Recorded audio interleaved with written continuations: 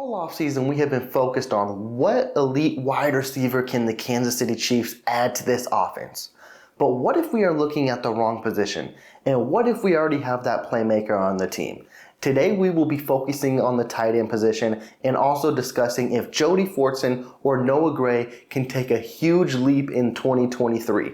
But before we do dive into all of that, please be sure to subscribe to the channel, like this video, as I'm going to keep you up to date on anything Kansas City Chief related that you do not want to miss out on. And without further ado, let's have some fun. For the majority of the offseason and heading into the draft, Chiefs Kingdom has been clamoring to get a wide receiver number one.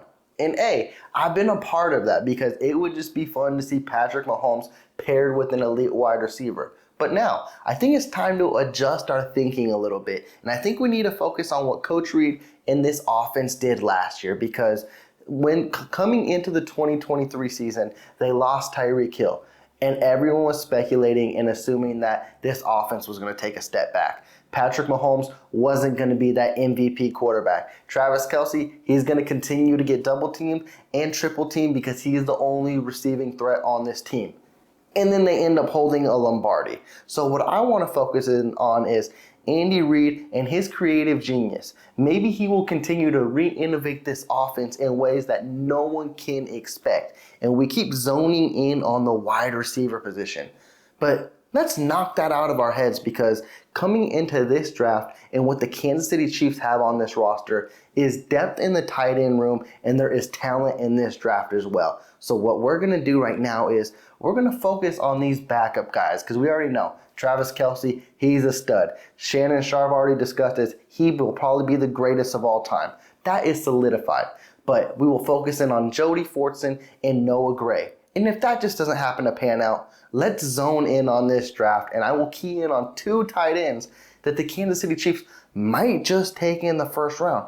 Let's cut it all off, and let's focus in on the tight ends on this roster. And we're going to start off with Jody Fortson. And he's been a fan favorite ever since he's came on this team. He's like an underdog. He's the unsung hero. We all hope for the best for Jody Fortson. And it's great to see that he is in Texas, catching balls with Patrick Mahomes and getting that early work in.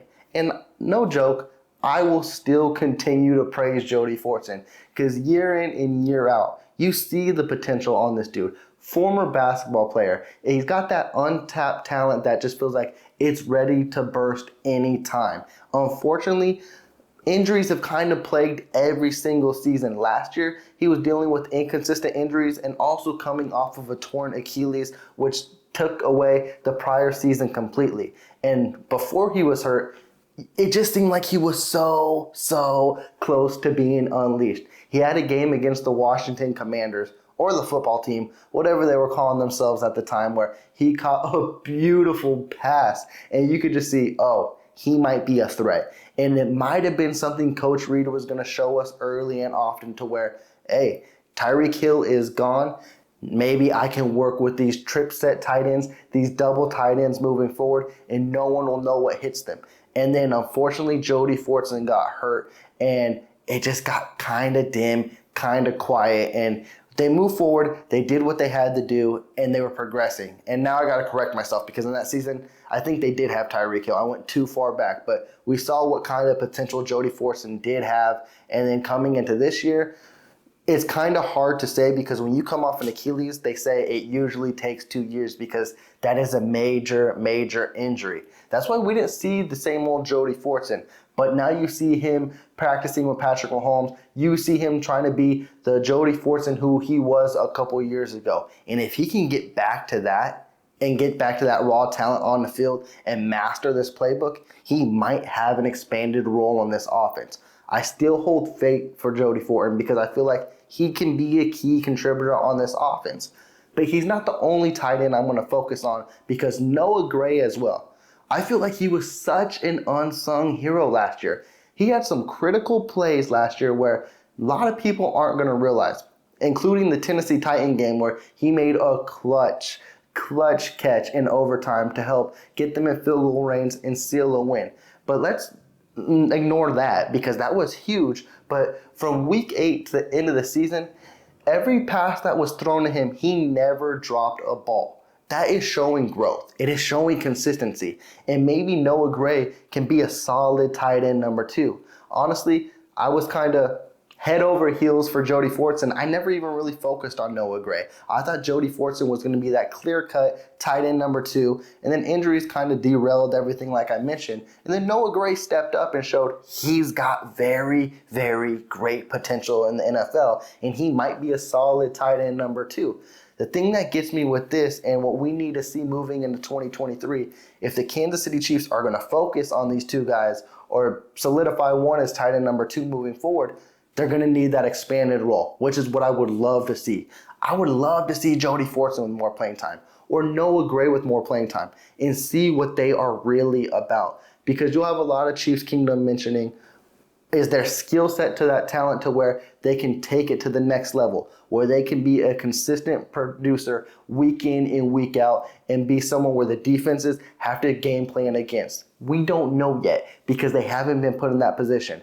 And maybe, and why we're going to focus on the draft, maybe Chiefs Kingdom, maybe Brett Veach, maybe Coach Reed, maybe one of these crazy athletic tight ends will be on the board for the Chiefs, and they might just go that direction. But with the trio already of Travis Kelce, Jody Fortson, and Noah Gray, maybe I'm playing fan favorite right now. But I love the depth on this team. And if you were to mention to me a few weeks ago if the Kansas City Chiefs would take a tight end in round 1, I would say you would be absurd because the depth on this team is crazy and I would not see it. But then you look at this draft and 2 guys that stand out to me and I feel like can be key contributors day 1, game 1, the first Sunday of the next NFL season is a guy like Darnell Washington. He is a unit. We mentioned it before. If you pair Darnell Washington with Travis Kelce, that's just unfair. It would be so unheard of to see a tight end group like that on the field to where Darnell Washington, all he does is run over people, and he's an athletic freak. He is gifted, and he's got hands. And he would be someone I would love to see on this offense, and I wouldn't be too upset if the Kansas City Chiefs took him in round 1. It might catch a lot of people off guard, but at the end of the day, you got to think of it like this. Everyone is zoning in on the Kansas City Chiefs taking a wide receiver in round 1. But if Jackson Smith-Njigba's gone, Zay Flowers, I'm missing a guy, Jordan Addison. I'm not even going to throw Quentin Johnston in there, but maybe I should because a lot of Chiefs Kingdom is a huge fan of him. But if he's gone, and then the wide receiver board is the way it looks, and you still got a tight end like Darnell Washington out there, or may I even mention Dalton Kincaid, I think those are better receiving options than a wide receiver that's on the board. And if that's the case, you go in that route. It may catch a lot of people off guard, but that's what Coach Reed is all about. Re-innovating this offense and making sure I will always be one step ahead of you and you will never be able to stop the Kansas City Chiefs offense. And I gave us a sneak peek at the other guy, Dalton Kincaid. That would be more unfair than Darnell Washington. I think they both would be very unfair, but Dalton Kincaid adds another element to where he could be like a baby Kelce. And I think that's unfair to put that kind of limit on him. But just watched how he played at Utah. You could tell he resembles his game a lot like Travis Kelce. You could tell he looks up to Kelce. He tries to be what Kelce is. And what better way than to learn under Travis Kelce? And that would be so much fun to watch. You wouldn't need a wide receiver number 1. You would need the depth in the wide receiving room, but teams would struggle just to stop that. And then you would have Kadarius Toney doing his elusive, stupid plays where it looks like it's about to tear his ACL, and teams will have struggling to stop him. And then Sky Moore just routing people up and showing, hey, year 1 was a fluke. Year 2, I mastered this playbook, and maybe I'm the wide receiver 1 in this offense.